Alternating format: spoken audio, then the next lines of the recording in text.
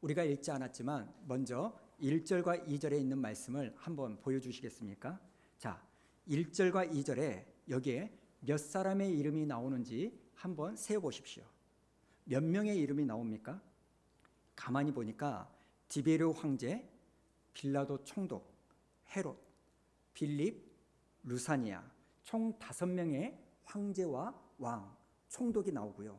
그리고 안나스와 가야바 2명의 제사장이 나오고, 그리고 마지막에 세례 요한, 그래서 총 8명의 이름이 기록되어져 있습니다. 지금 누가가 여기에 나오는 사람들의 이름을 언급한 이유는 아마 그 시대의 배경이 어떠한지를 보여주고자 그런 이유 때문에 기록한 겁니다.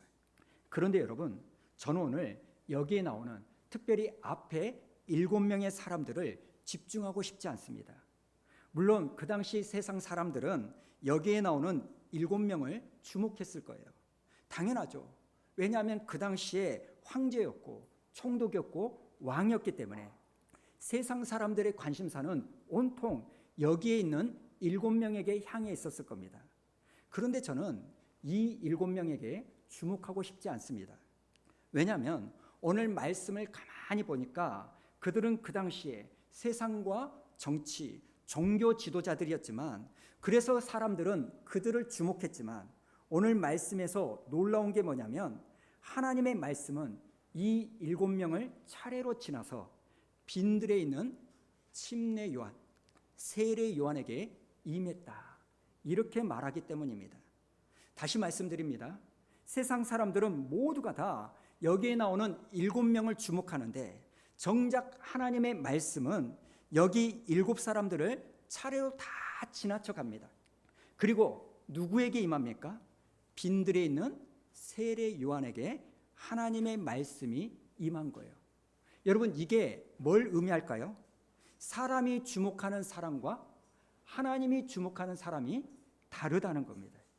사람들은 권력이 있고 힘이 있고 재물이 있는 이런 사람들을 주목하지만 하나님은 결코 그들을 주목하지 않습니다. 하나님은 빈들에 있는, 하나님과 독대하는, 하나님을 찾는 세례 요한을 주목하신다는 겁니다. 그래서 저와 여러분이요, 기왕이면 주목받을 때 사람에게만 주목받는 인생이 아니라 하나님이 주목하는 여러분의 인생이 되기를 축복합니다.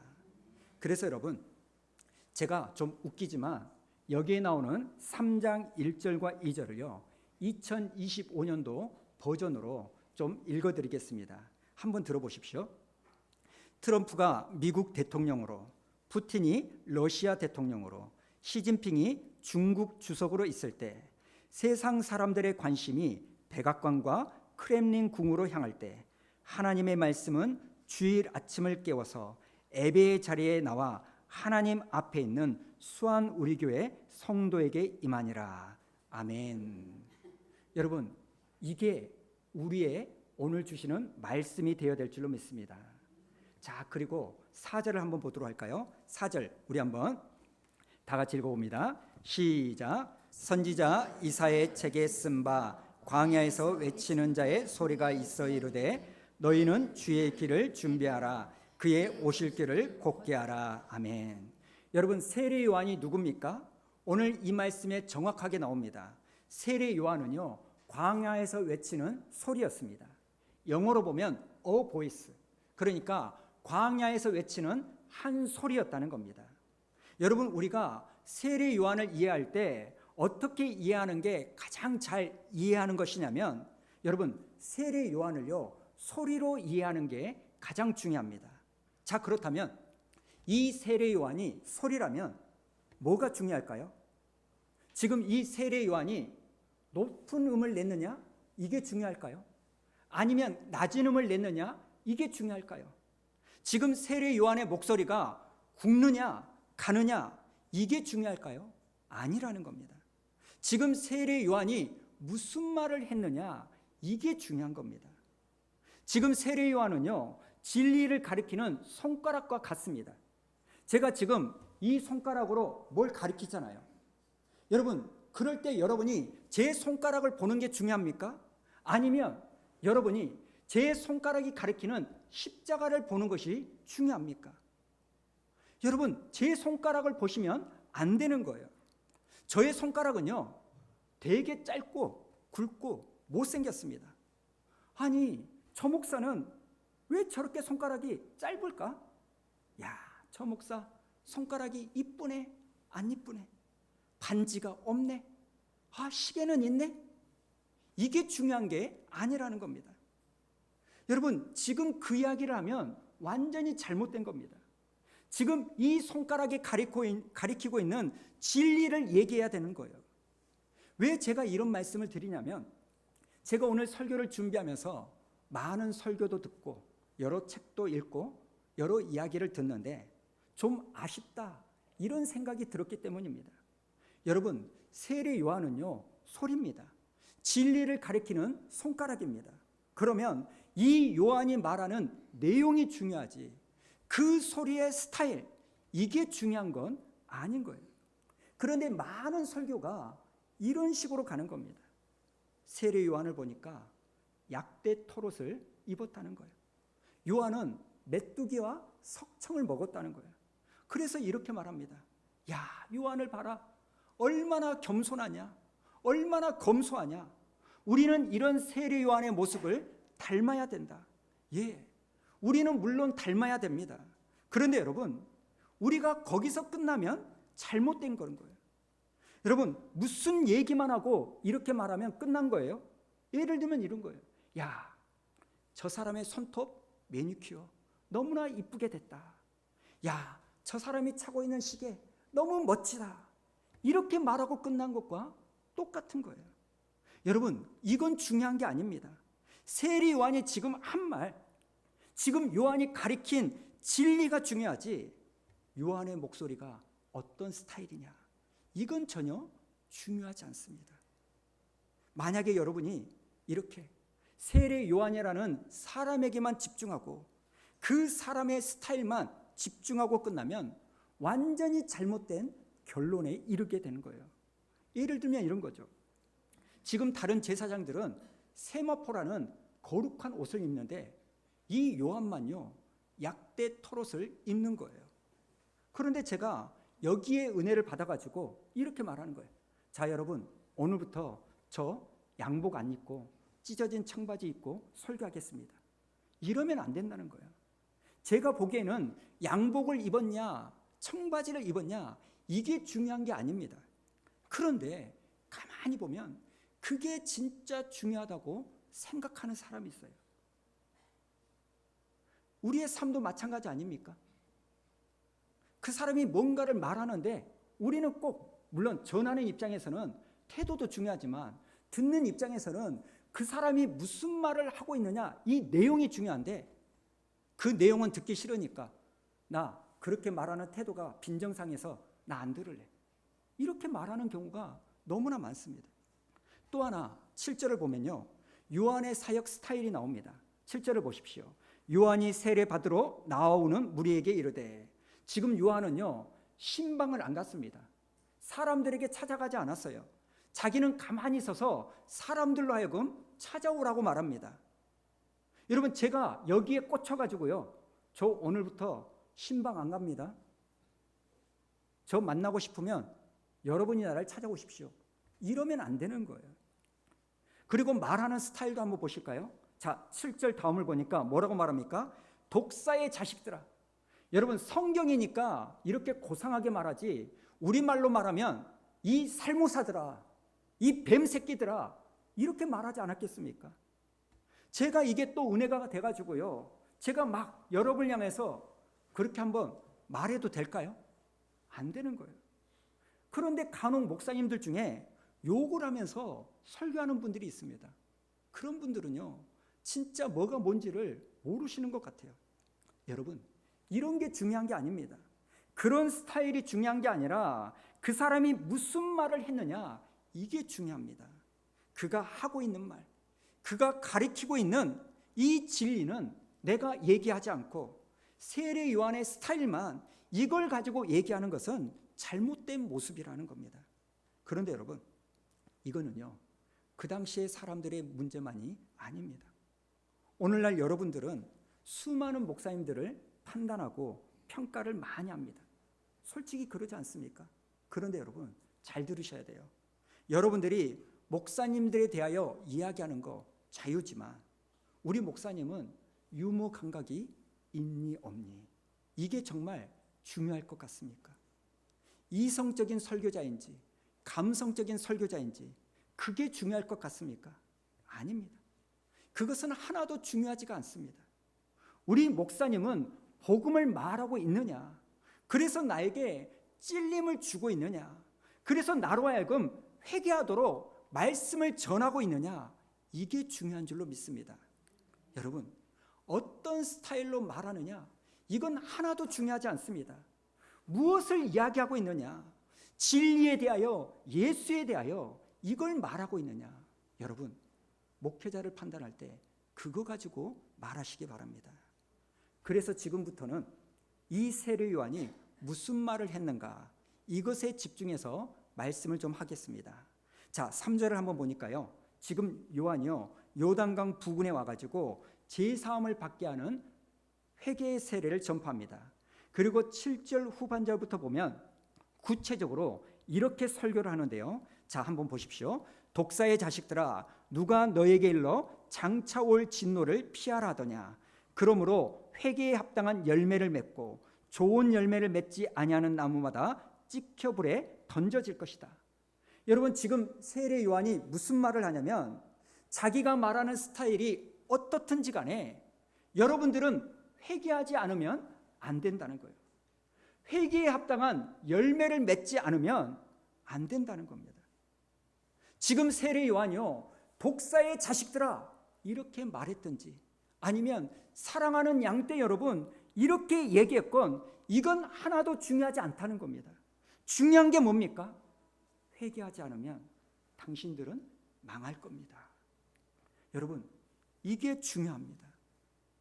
제가 지금 조금 더 공손하고 부드럽게 말씀을 드리지 못해서 너무나 죄송합니다만 저도 이렇게 말씀을 드릴 수밖에 없는 것은 여러분, 회개하지 않으면 여러분은 망하십니다. 지금 하나님께서 싫어하는 삶을 계속 살다가는 하나님은 여러분을 심판하십니다. 부정직하고 이중생활하고 음란한 것을 청산하셔야 됩니다. 하나님 앞에 내가 지금 나와 있다, 이게 중요한 게 아닙니다. 회개를 하셔야 되는 거예요. 여러분, 회개 기도와 회개는요 다릅니다. 우리는 날마다 회개 기도를 하죠. 하나님, 제가 잘못했습니다. 저를 용서해 주십시오. 여러분, 회개 기도는요 말로 하는 거고 회개는요 삶으로 하는 겁니다.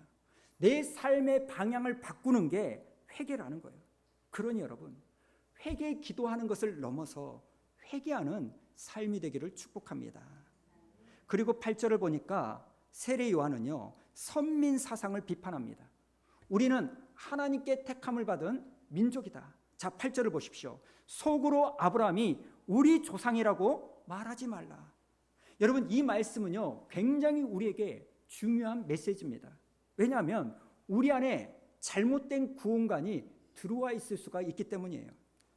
간혹 이런 분들이 있어요. 목사님, 나는 한번 구원 받았으니까 이제는 마음대로 살아도 괜찮아요. 난 그래도 구원 받았으니까 이제 어떻게 살아도 괜찮지 않습니까? 아니요, 그렇지 않습니다. 성경이 지금 뭐라고 말합니까? 9절에 보니까 좋은 열매를 맺지 못하는 나무는 찍혀서 불에 던져진다. 여러분, 헛된 교훈에 속으시면 안 됩니다. 나는 구원 받았으니까, 예수 믿었으니까 아무렇게 살아도 된다? 아니라는 겁니다. 내가 믿으면 회개에 합당한 열매가 있어야 된다는 거예요. 내가 믿는다면 믿는다는 증거가 나타나야 된다는 거예요. 여러분, 나는 사과나무라고 그렇게 주장하는데 아무리 기다려도 이 사과가 열리지 않으면 나는 사과나무가 아닌 거 아닙니까?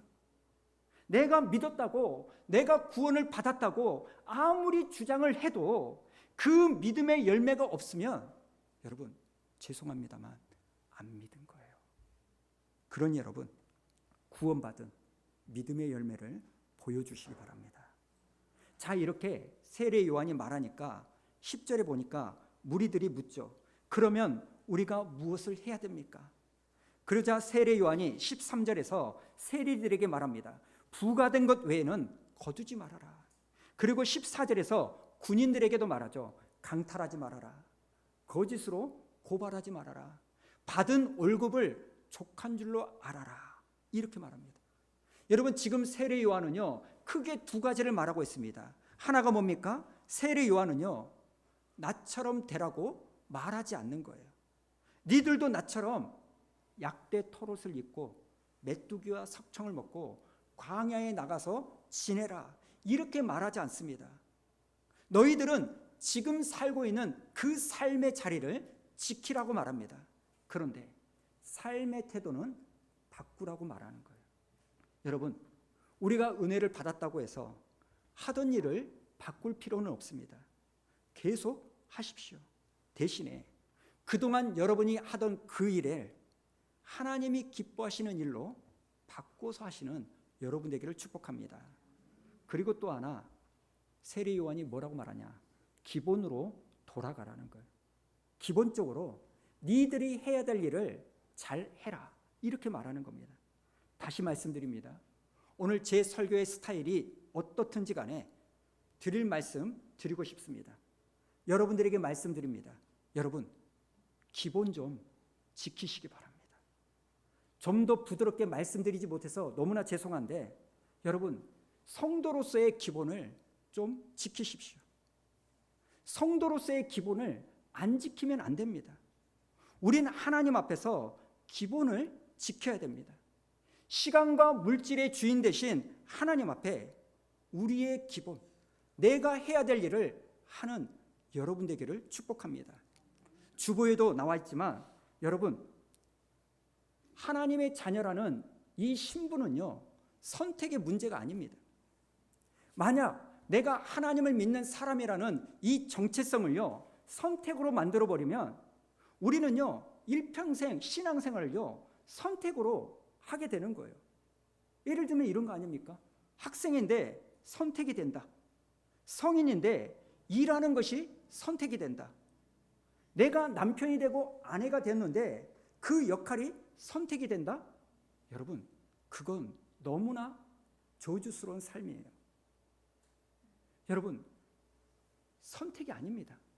내가 하나님의 자녀라는 것은, 남편이라는 것은, 아내라는 것은, 학생이라는 것은요, 그냥 하는 거예요.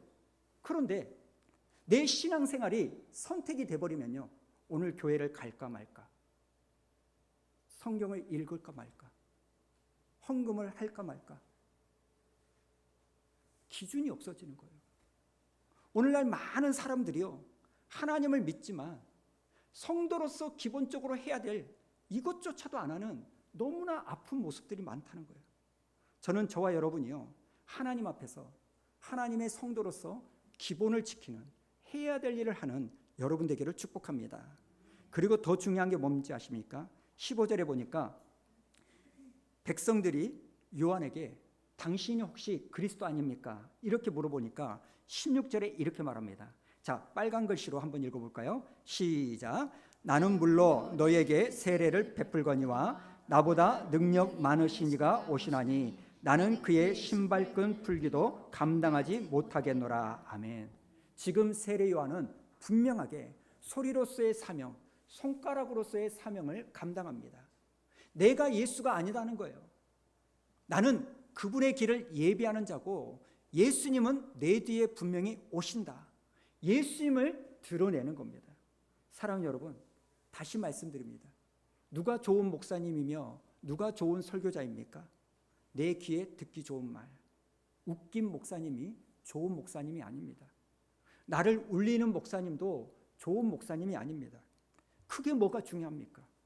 예수님을 전해주는 목사님이 좋은 목사님인 줄로 믿습니다. 그래서 여러분, 제발 부탁드리는데 교회를 선택할 때 건물이 좋아서 교회를 선택하시면 안 됩니다. 내 아이들을 위한 프로그램이 좋아서 교회를 선택하시면 안 돼요. 그러면 나중에 결국 망합니다. 내 개발, 자기 개발이나 나를 위로해 주는 곳을 선택하시면 안 됩니다. 우리가 교회를 선택할 때 하나님의 말씀이 들리는 곳, 하나님의 말씀이 있는 곳, 그곳이 내가 있을 자리인 줄로 믿습니다. 깨닫는 은혜가 있기를 바랍니다. 자, 한 가지만 더.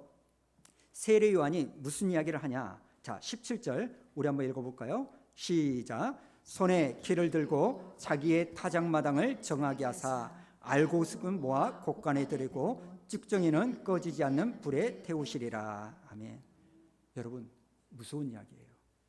알곡이 있고 쭉정이가 있다는 거예요. 교회 안에 알곡 신자가 있고 가라지 신자가 있다는 거예요. 마태복음 25장에 보니까 예수님이 이렇게 말합니다. 양이 있고 염소가 있다. 무섭지 않습니까? 저는 여러분이 알곡 신자가 되기를 축복합니다. 그러니 여러분, 돌아보셔야 돼요.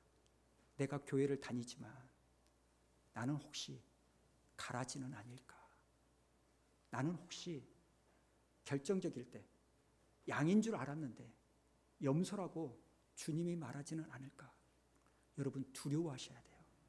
저는 여러분이 염소가 아니라 양이 되어야 될 줄로 믿습니다. 여러분, 다시 말씀드립니다. 세례 요한의 스타일이 중요한 게 아니고 세례 요한이 하는 말, 내용이 중요합니다. 한 가지만 더 말씀드리고 설교를 마치겠습니다. 오늘 말씀을 보면 설교자만 나오는 것이 아니라 그 설교를 듣는 사람들의 모습도 나옵니다. 오늘 본문을 가만히 읽어보니까 두 종류의 청중이 나와요. 첫 번째 청중이 누구냐? 10절을 보십시오. 무리가 물어 이르되 그러면 우리가 무엇을 하리까? 무리가 나오고 12절에 세리가 나옵니다. 우리는 무엇을 하리까? 그리고 14절에 보니까 군인들도 우리는 무엇을 해야 됩니까? 여러분, 지금 말씀을 들을 때 내 안에 찔림이 임해가지고 뭐라고 말합니까? 하나님, 그럼 이제 나는 어떻게 살아야 됩니까? 탄식하는 청중이 있다는 거예요. 그런가 하면 또 다른 청중이 나옵니다. 그 사람이 누굽니까? 헤롯 왕이에요. 자, 18절부터 20절 우리 한번 읽어볼까요? 시작. 또 그 밖에 여러 가지로 권하여 백성에게 좋은 소식을 전하였으나 분봉한 헤롯은 그의 동생의 아내 헤로디아의 일과 또 자기가 행한 모든 악한 일로 말미암아 요한에게 책망을 받고 그 위에 한 가지 악을 더하여 요한을 옥에 가두니라. 아멘. 지금 헤롯은요, 세례 요한의 말을 딱 듣고 이렇게 반응을 한 겁니다. 그런데 마가복음 6장 18절을 보니까 헤롯이 이렇게 요한을 감옥에 가둔 이유가 나오죠. 뭐라고 나옵니까? 동생의 아내를 취하는 것이 옳지 않다. 이걸 지적하니까 감옥에 가두는 거예요. 그런데 그 다음 20절을 한번 보십시오. 우리 한번 읽어볼까요? 시작. 헤롯이 요한을 의롭고 거룩한 사람으로 알고 두려워하여 보호하며 또 그의 말을 들을 때에 크게 번민을 하면서도 달갑게 들음이러라. 여러분, 너무나 놀라운 말씀이에요. 지금 세례 요한의 설교를 들을 때 이 헤롯은 요한의 설교를 달게 들었답니다. 그리고 마음에 번민도 했습니다. 소위 말해서 은혜를 받은 거예요. 여러분, 헤롯은요, 말씀이 너무 달았어요. 그리고 고민도 됐어요.